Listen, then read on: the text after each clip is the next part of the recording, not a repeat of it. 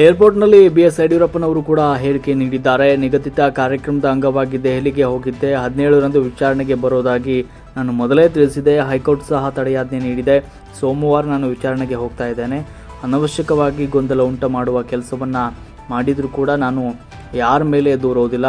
ಕಾಲವೆಲ್ಲ ತೀರ್ಮಾನ ಮಾಡುತ್ತೆ. ವಾಸ್ತವ ಏನು ಅಂತ ಜನರಿಗೆ ಗೊತ್ತಿದೆ. ಯಾರು ಕುತಂತ್ರ ಮಾಡುತ್ತಿದ್ದಾರೋ ಜನ ಅವರಿಗೆ ತಕ್ಕ ಪಾಠವನ್ನು ಕಲಿಸಲಿದ್ದಾರೆ.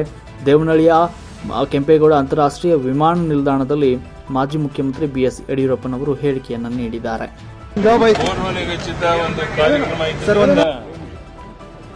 ಡೆಲ್ಲಿಗೆ ಹೋಗಿದ್ದೆ. ಇಷ್ಟಾದರೂ ಸಹ ನಾನು 17ನೇ ತಾರೀಕು ವಿಚಾರಣೆಗೆ ಬರ್ತೇನೆ ಅಂತೇಳಿ ಮುಂಚೆನೆ ಲಿಖಿತ ಮೂಲಕ ನಾನು ತಿಳಿಸಿದೆ. ಸೊ ಹೈಕೋರ್ಟ್ ಸಹ ಇದಕ್ಕೆ ತಡೆಯಾಜ್ಞೆ ನೀಡಿದೆ.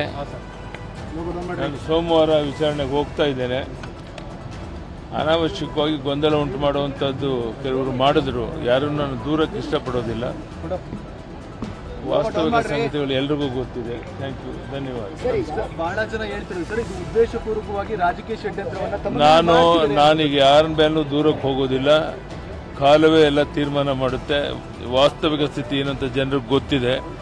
ಸೊ ಯಾರು ಈ ಥರ ಕುತಂತ್ರ ಮಾಡ್ತಾ ಇದ್ದಾರೆ ಅವರೆಲ್ಲರಿಗೂ ಸಹ ತಕ್ಕ ಪಾಠ ಜನ ಕಳಿಸ್ತಾರೆ. ಅದ್ರ ಬಗ್ಗೆ ನಾನು ಚರ್ಚೆ ಮಾಡಕ್ಕೆ